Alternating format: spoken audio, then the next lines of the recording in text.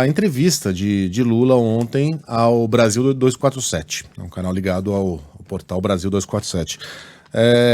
As pessoas acabaram se concentrando muito, né, Dora, no choro do Lula, no palavrão usado para se referir a Sérgio Moro, mas tem coisa com muito mais substância ali, como no momento em que ele fala a respeito da iminente indicação ao Supremo Tribunal Federal. Como é que você viu as falas do presidente, Dora? Bom dia para você. Bom dia, Megali, bom dia, Carla, bom dia, Sheila, bom dia a todo mundo. Pois é, num primeiro momento eu também me concentrei nessa coisa. Primeiro fiquei chocado, palavreado não dá, porque aí se compara o antecessor, não é possível. Por mais à vontade que esteja numa entrevista, por mais mágoa que tenha, cabe a um presidente da República não ter esse tipo de comportamento. E aí eu pensei, disse, bom, ele não está necessariamente dizendo que continua querendo se vingar do Sérgio Moro, não é?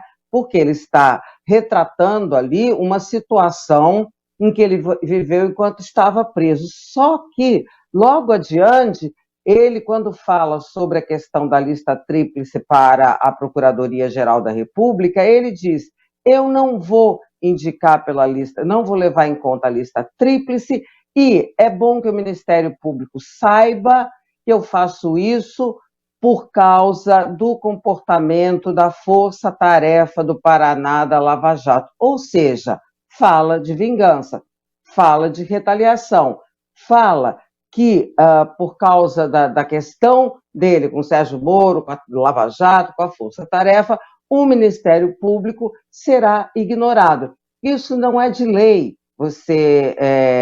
o presidente da República levar em conta a lista tríplice. É apenas uma tradição que o Jair Bolsonaro não levou em conta, mas os governos do PT levaram em conta. Então, ali, quando ele fala, ele dá essa razão pela qual ele não vai levar, vai quebrar essa tradição, não vai seguir mais essa tradição, é que vem a mágoa, vem a questão da vingança, que não é algo admissível, não é normal como critério para o exercício da presidência da República. O presidente Lula diz que caberá exclusivamente, e é prerrogativa realmente dele, a escolha, que não levará em conta nenhum tipo de desejo de que a Procuradoria-Geral da República atue em favorecimento à presidência e ao presidente, mas, ao mesmo tempo, sabemos, há áudios vazados disso, quanto ele reclamou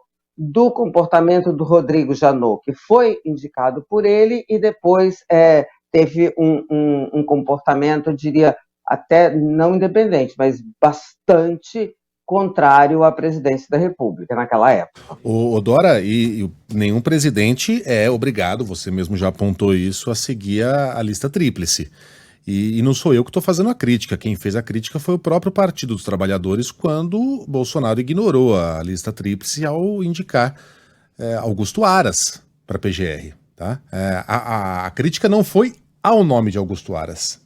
Fosse, eu endossaria.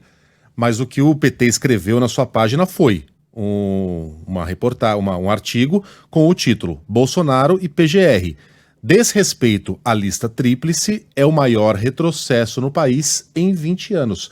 Veja, não foi a indicação de Augusto Aras, foi o desrespeito à instituição da lista tríplice, o maior retrocesso das últimas 2 décadas, de acordo com o próprio PT. Restaria então a Gleisi Hoffmann nos explicar exatamente por que, quando o Lula está fazendo exatamente a mesma coisa, não estamos diante de um retrocesso. Mas o presidente Lula explicou o porquê, pela retaliação. Aí é que está o incorreto, porque, de repente, o governo podia ter mudado, já que não é contra a lei, não seguir. E também tem muita discussão, viu, sobre essa questão da lista tríplice.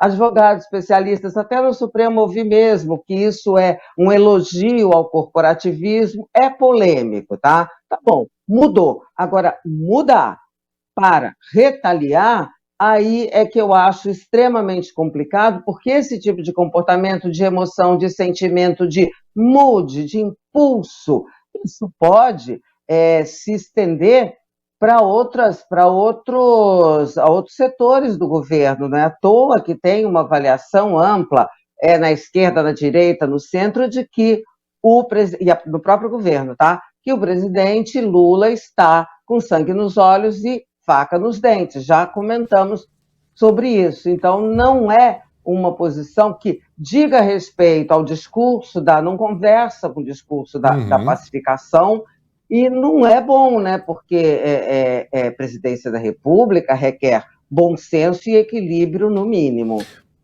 Foi exatamente por isso que eu trouxe essa questão, porque a gente vai fazer o mesmo, mas por quê? Movido a quê? A vingança. A vingança? Então que bom, melhorou.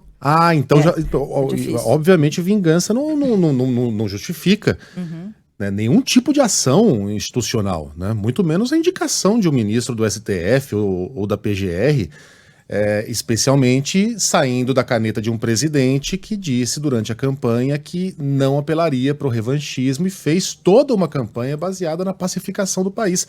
Como disse muito bem a Dora, as coisas não conversam, né? Uma coisa não se encaixa na outra. Ainda sobre indicações solitárias, né?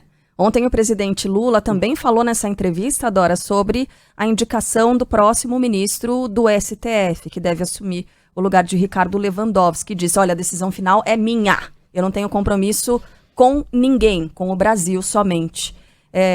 Mesma linha de pensamento, né, Dora? Só que a motivação qual seria? Não, olha, é dele, claro que é dele. Agora, ouvir é uma tradição, ouvir sobre a questão, sobre a indicação de ministro do Supremo, até para saber o que pensa o ministro do Supremo sobre isso, sobre aquilo, não necessariamente para o governo, mas sobre as questões do país. Então, Lula está fazendo um zigue-zague nessa questão do Zanin, que é muito interessante. Menina, pergunto para todo canto se as pessoas têm algum indicativo. Não tem. As pessoas uma hora acham que é o Zanin, outra hora acham que não é o Zanin, e ele diz, não vou indicar um amigo. Ao mesmo tempo, insinua que o indicado pode ser o Zanin e diz claramente que o Zanin é um amigo.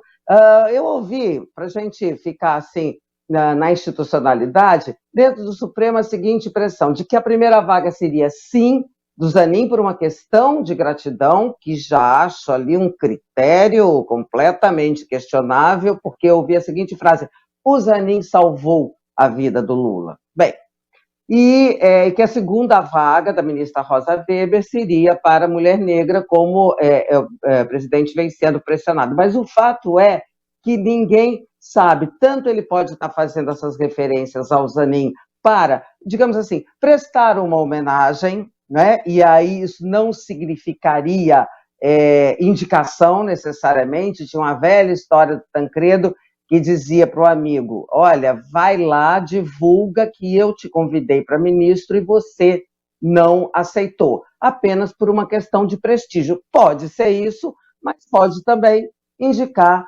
uma real intenção de colocar o Cristiano Zanin, advogado dele na Lava Jato, em outras questões, para o Supremo Tribunal Federal.